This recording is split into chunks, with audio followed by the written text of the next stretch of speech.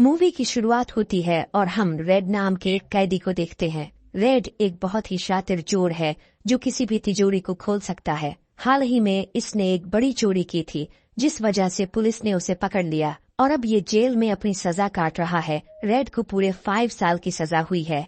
धीरे धीरे अब दिन बीतता है और 2 साल बीतने के बाद रेड के अच्छे व्यवहार की वजह से उसे प्रिजन से रिहा कर दिया जाता है। प्रिजन से निकलने के बाद रेड बहुत ही खुश होता है। रेड को लेने के लिए यहाँ उसकी पत्नी आई हुई थी जिसका नाम क्लोई है। क्लोई भी रेड को देखकर काफी खुश होती है। इसके बाद दोनों एक दूसरे के साथ घर आते हैं। यहाँ हम रेड की बेटी को देखते हैं जिसका नाम बीएट्रिस है। रेड जब जेल गया था तब उसकी बेटी बहुत ही छोटी थी जिस वजह से वो बोल भी नहीं सकती थी, लेकिन अब वो बड़ी हो चुकी है इसलिए वो अब बोल सकती है। लेकिन बीएट्रिस को फ्रेंच भाषा आती है जिस वजह से रेड को उसकी भाषा समझ नहीं आती, इसीलिए रेड उसे अब अपनी भाषा सिखाने लगता है। इसके बाद सीन शिफ्ट होता है एयरपोर्ट पर। यहाँ हम एक कॉन्ट्रैक्ट किलर लुक को देखते हैं जो अभी अभी अमेरिका आ रहा है। एयरपोर्ट ऑफिसर जब लुक का डॉक्यूमेंट वेरिफिकेशन कर रहा था तब उसे इस पर शक होने लगता है, इसीलिए वो लुक से कुछ पूछताछ करने लगता है और बात करते समय उसे पता चलता है कि लुक एक साइको है। लेकिन ऑफिसर लुक पर कोई भी कार्यवाही नहीं कर सकता क्योंकि उसके सारे डॉक्यूमेंट कंप्लीट है। इसके बाद लुक यहाँ से निकल जाता है और सीधा पार्किंग लॉट्स में आता है। यह लुक एक कार को चुराने लगता है कि तभी यहाँ पर कार का मालिक आ जाता है। वो लुक से कहता है कि तुम मेरी कार क्यों चुरा रहे हो, रुको मैं अभी पुलिस को यहाँ पर बुलाता हूँ। ये सुनकर लुक बहुत ही गुस्सा हो जाता है और वो इस आदमी का गला काट कर उसे मार देता है। इसके बाद वो फिर से कार के दरवाजे को खोलने लगता है क्योंकि अब उसे रोकने वाला कोई भी नहीं है। कार चोरी करके लुक यहाँ से निकल जाता है और वहाँ से सीधा वो एक बार में आता है। यहाँ हम इस बार के मालिक को देखते हैं जिसका नाम टॉम है। टॉम जैसे ही लुक को देखता है तो वो डर जाता है क्योंकि वो जानता है कि लुक कौन है और वो कितना ज्यादा खतरनाक कातिल है। लुक उसे शांत करता है और कहता है कि मैं तुम्हें यहाँ पर मारने के लिए नहीं आया, बल्कि मुझे तो बस तुमसे कुछ हथियार चाहिए। यहाँ हमें पता चलता है कि टॉम इलीगल गन्स की तस्करी करता है और ये बार उसने सिर्फ दिखाने के लिए खोल रखा है ताकि वो अपने गन का बिजनेस कर सके। इसके बाद टॉम लुक को छत पर लेकर जाता है और उसे वहाँ कुछ बेहतरीन बंदूकें दिखाता है, लेकिन लुक को ये बंदूकें कुछ खास पसंद नहीं आती। इसके बाद वो एक स्नाइपर उठाता है और सड़क पर निशाना लगाने लगता है। देखते ही देखते लुक एक आदमी को शूट कर देता है, लेकिन उसे इस बात का अफसोस नहीं होता कि उसने अभी अभी एक बेकसूर इंसान को मारा है। ये देखकर टॉम और भी ज्यादा डरने लगता है। लुक कहता है कि मुझे यही गन चाहिए। इसके बाद लुक जब वापस बार में आता है तब हम यहाँ पर टॉम के कुछ दोस्तों को देखते हैं। वो लोग लुक को देखकर उसका मजाक उड़ाने लगते हैं क्योंकि उन्हें पता नहीं होता कि लुक कितना ज्यादा खतरनाक आदमी है। उनकी बातें सुनकर लुक का गुस्सा बढ़ने लगता है और वो अपनी गन निकालकर टॉम के दोस्तों को मारने लगता है। इन सारी चीजें देखकर टॉम समझ जाता है कि लुक अब उसे भी मार देगा, इसलिए वो जल्दी से अपनी शूट गन को निकालता है। लेकिन लुक ये देख लेता है जिस वजह से वो टॉम को भी मार देता है। लुक यहाँ मौजूद सारा हथियार लेकर यहाँ से निकल जाता है क्योंकि अभी उसे अपने एक सबसे खास दुश्मन को मारना है। इसके बाद हम रेड को देखते हैं जो अपने घर पर होता है। वो यहाँ क्लोई की बनाई हुई पेंटिंग्स को देख रहा था जिनका जल्द ही एग्जीबिशन होने वाला है। उन पेंटिंग्स को देखकर रेड को जेल की दीवारें याद आने लगती है क्योंकि ये पेंटिंग्स बिल्कुल वैसी ही दिख रही थी। तभी यहाँ पर क्लोई आती है। वो कहती है कि शाम को इन पेंटिंग्स का एग्जीबिशन है, इसलिए मैं चाहती हूँ कि तुम वहाँ पर जरूर आओ। तब रेड कहता है कि मुझे पेंटिंग्स की जरा भी समझ नहीं है, इसलिए मुझे वहाँ बोरिंग महसूस होगा। लेकिन क्लोई उसकी बात नहीं सुनती है और कहती है कि तुम्हें वहाँ आना ही होगा क्योंकि ये दिन मेरे लिए बहुत ही खास है। ये कहकर वो यहाँ से चली जाती है और सीधा अपने आर्ट गैलरी में आती है। वो यहाँ अपने सभी पेंटिंग्स को सेट करने लगती है कि तभी यहाँ पर गैलरी का मालिक आता है जिसका नाम डेरेक है। वो क्लोई को अपने ऑफिस में लेकर जाता है और वो क्लोई से अपने प्यार का इजहार करता है और कहता है कि मैं तुम्हें बहुत ही ज्यादा पसंद करता हूँ और मैं तुमसे शादी करना चाहता हूँ। ये कहकर वो उसे टच करने लगता है, लेकिन क्लोई उसे डांटती है और कहती है कि शायद तुम नहीं जानते कि मेरा पति कौन है और अगर उसे ये बात पता चली कि तुम मुझे परेशान कर रहे थे तो वो तुम्हें जिंदा नहीं छोड़ेगा। क्लोई की बात सुनकर डेरेक काफी गुस्सा हो जाता है और कहता कि मुझसे पंगा लेना तुम्हारे लिए काफी भारी होगा। मैंने तुम्हारी पेंटिंग्स के ऊपर ढेर सारा पैसा खर्च किया है, इसीलिए अगर शाम तक तुम्हारी सारी पेंटिंग्स नहीं बिकी तो तुम्हें मुझे वो सारे पैसे लौटाने होंगे जो मैंने तुम्हारी पेंटिंग्स में लगाए हुए हैं, वरना मैं तुम्हारे ऊपर केस कर दूंगा। ये सुनकर क्लोई काफी परेशान हो जाती है और कहती है कि मैं इतने सारे पैसे कहाँ से लाऊंगी। इसके बाद हम रेड को देखते हैं जो अपने एक दोस्त लीरॉय के पास आता है। लीरॉय एक दुकान को चलाता है। लीरॉय और रेड पहले एक साथ मिलकर चोरी किया करता था और जेल जाने से पहले ही दोनों ने मिलकर पूरे $5 लाख की चोरी की थी और वो सारे के सारे पैसे बॉन्ड्स के रूप में थे, जिस वजह से उन पैसों को कोई भी ट्रेस नहीं सकता। रेड यहाँ पर पैसों के लिए आया हुआ था। दोनों बात कर रहे थे कि तभी यहाँ पर एक आदमी आता है जिसका नाम अर्नेस्टो है। अर्नेस्टो एक पुलिस ऑफिसर है और उसी की सिफारिश की वजह से रेड को जेल से छोड़ा गया है। अर्नेस्टो काफी दिन से रेड का पीछा कर रहा है क्योंकि उसे रेड पर शक है।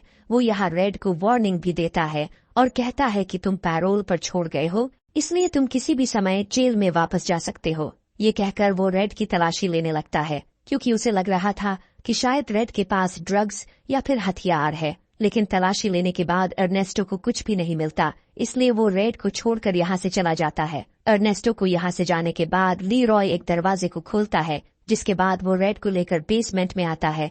यहाँ पर एक बड़ा सा सेफ होता है। लीरॉय कहता है कि हमने जिन बॉन्ड्स को चुराया था वो सारे बॉन्ड्स इस सेफ में सुरक्षित है और मैं चाहता हूँ कि इस सेफ को तुम खोलो, क्योंकि ये सेफ बिल्कुल वैसा ही है जैसा तुमने बैंक में खोला था। इसलिए मैं देखना चाहता हूँ कि क्या तुम्हारे अंदर अभी भी वो काबिलियत है या नहीं। ये सुनकर रेड इस सेफ को खोलने लगता है, लेकिन बहुत कोशिश करने के बाद भी वो उसे नहीं खोल पाता क्योंकि ये 2 साल तक जेल में था और उतने दिनों से इसकी प्रैक्टिस छूट चुकी है, इसलिए वो इस सेफ को नहीं खोल पाता। लीरॉय कहता है कि तुम परेशान मत हो, तुम्हारी केवल प्रैक्टिस छूटी है, लेकिन मुझे यकीन है कि कुछ ही दिनों में तुम सेफ को दोबारा से खोलना शुरू कर दोगे। ये कहकर लीरॉय अपनी चाबी से सेफ को खोल देता है और रेड को सारे बॉन्ड्स दिखाता है। इसके बाद हम आर्ट गैलरी को देखते हैं जहाँ रेड अपने दोस्त लीरॉय के साथ आया हुआ था। इन्हें यहाँ देखकर क्लोई काफी खुश होती है। यहाँ हम अर्नेस्टो को भी देखते हैं जो इस आर्ट एग्जीबिशन में आया हुआ था। यहाँ पर आए लोगों को ये पेंटिंग जरा भी पसंद नहीं आती और वो कहते हैं कि इन पेंटिंग में कुछ भी नहीं है, क्योंकि इन पेंटिंग को देखने से उन्हें कुछ भी महसूस नहीं हो रहा है। ऐसे रिव्यू सुनकर रेड थोड़ा परेशान होता है। इसके बाद हम रेड की बेटी बेट्रिस को देखते हैं जो अपनी टीचर लोलिता के साथ घर पर थी। अब इन दोनों के सोने का समय हो चुका था कि तभी कोई इनके डोर बेल रिंग को बजाता है। लोलिता जब दरवाजा खोलती है तब बाहर लुक खड़ा होता है। लुक घर में आने लगता है। लोलिता उसे रोकती है, लेकिन लुक उसकी बात नहीं मानता। लोलिता को इस अनजान आदमी के ऊपर शक होने लगता है, इसलिए वो एक चाकू लेकर लुक को रोकने की कोशिश करती है, लेकिन लुक बड़े ही आसानी से लोलिता को मार गिराता है। अब ये सब देखकर बीट्रिस काफी ज्यादा डर जाती है और यहाँ से भागने लगती है। लुक उसे भागते हुए देख लेता है, इसलिए वो उस पर गोलियां चलाता है, लेकिन बीट्रिस काफी दूर निकल जाती है, जिस वजह से उसकी जान बच जाती है। यहाँ हम जान पाते हैं कि लुक अमेरिका केवल इसलिए आया है ताकि वो रेड को मार सके। लुक यहाँ काफी गुस्से में होता है क्योंकि आज तक उसके हाथ से कोई भी बचा नहीं था, लेकिन आज वो एक छोटी सी लड़की को नहीं मार पाया और वो यहाँ से भाग गई। ये सोचकर लुक और भी ज्यादा गुस्सा होने लगता है और वो घर की तलाशी लेने लगता है। उसे यहाँ एक आर्ट गैलरी का एग्जीबिशन कार्ड मिलता है, जिसे देखकर वो समझ जाता है कि रेड उसे कहाँ मिलेगा। लुक यहाँ से आर्ट गैलरी की तरफ निकल पड़ता है। दूसरी तरफ हम बेट्रिस को देखते हैं जो आर्ट गैलरी में आ चुकी है, लेकिन अब यहाँ पर लुक भी आ जाता है और वो अपनी बंदूक से यहाँ पर अंधाधुंध गोलियां चलाने लगता है और जो भी आदमी उसके सामने आता वो उसे मारता जा रहा था। लोगों के खून की छींटें अब पेंटिंग के ऊपर जाने लगती है और लोग चिल्लाने लगते हैं, लेकिन लुक यहाँ पर नहीं रुकता और वो सबको मारता जा रहा था।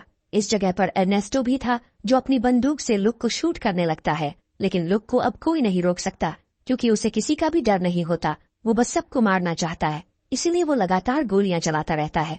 लीरॉय जो कि रेड का दोस्त था, उसे भी यहाँ पर कुछ गोलियां लग जाती है, इसलिए वो नीचे गिर जाता है। रेड कहता है कि मैं तुम्हें हॉस्पिटल लेकर चलता हूँ, लेकिन लीरॉय जानता था कि वो अब जिंदा नहीं बचेगा, इसलिए मरने से पहले वो वॉल्ट की चाबी रेड को दे देता है और अपना दम तोड़ देता है। रेड उस चाबी को लेकर अपनी पत्नी और बेटी के साथ यहाँ से भागने लगता है, लेकिन लुक उसे यहाँ से भागते हुए देख लेता है और उन पर शूट करता है, लेकिन रेड कार में था, इसलिए वो यहाँ से बचकर भाग जाता है। क्लोई यहाँ काफी ज्यादा डरी हुई थी, इसलिए वो रेड से पूछती है कि आखिर वो कौन था जो हमें मारना चाहता है। ये सुनकर रेड क्लोई को सारा सच बताता है। वो कहता है कि जब मैं अपनी आखिरी चोरी कर रहा था तब उस आदमी का भाई मेरे साथ ही था, लेकिन उस चोरी में बहुत सी गड़बड़ी हुई जिस वजह से वहाँ पर पुलिस आ गई और उन्होंने उसके भाई को मार डाला।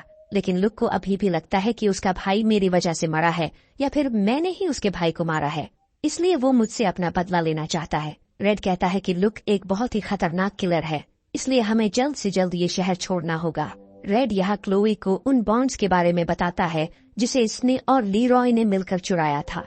रेड कहता है कि वो बॉन्ड्स अभी भी सुरक्षित पड़े हुए हैं और हर जगह हमने सिर्फ अफवाह फैलाई थी कि वो सारे के सारे बॉन्ड्स जल चुके हैं। ये सुनकर क्लोई कहती है कि हमें उन बॉन्ड्स को निकाल करके उन्हें कैश कराना होगा, क्योंकि अगर हमने ऐसा नहीं किया तो मेरा बॉस मुझे जेल भेज देगा, क्योंकि आज आर्ट गैलरी की धज्जियां उड़ गई है और मेरी सारी पेंटिंग भी खराब हो चुकी है और अब केवल वो बॉन्ड्स ही है जो हमारे काम आ सकते हैं।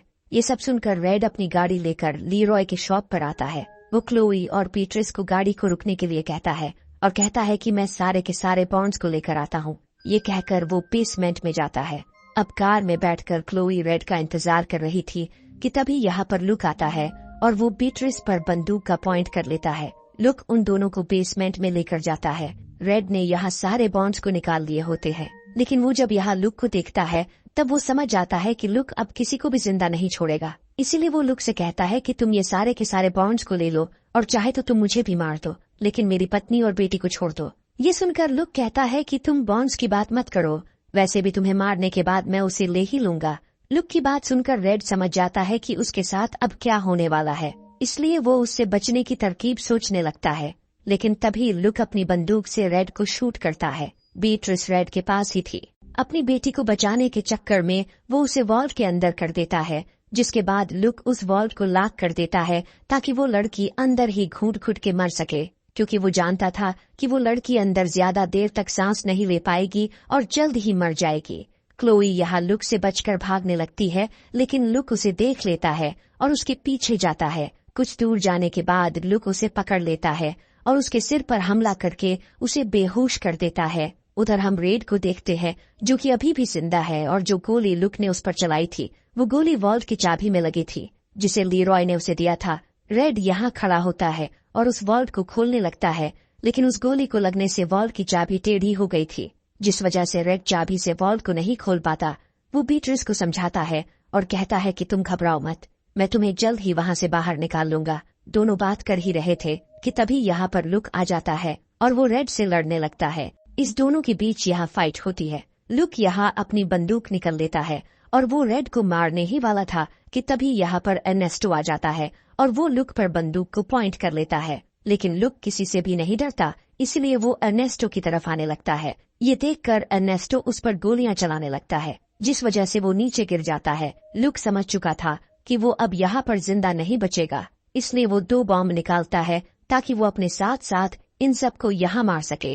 वो बॉम्ब का ट्रिगर खींच देता है, जिस वजह से यहाँ पर ब्लास्ट होता है, लेकिन ब्लास्ट ज्यादा बड़ा नहीं होता, जिस वजह से केवल लुक ही यहाँ पर मारा जाता है और बाकी के लोग जिंदा बच जाते हैं। लेकिन यहाँ पर जितने भी बॉन्ड्स थे वो सभी जल चुके थे। रेड देखता है कि उसकी बेटी अभी भी उस वॉल्व के अंदर ही है, इसलिए वो जल्दी से वॉल्व को खोलने लगता है। वो जानता था कि उसके पास चाबी नहीं है, इसीलिए वो अपनी स्किल का इस्तेमाल करके उस वॉल्व को खोलने लगता है। कुछ देर कोशिश करने के बाद वो इस वॉल्व को खोल ही लेता है और अपनी बेटी को उसमें से बाहर निकालता है। रेड जानता था कि अर्नेस्टो अब उसे गिरफ्तार कर लेगा, इसीलिए वो खुद ही अरेस्ट कर देता है।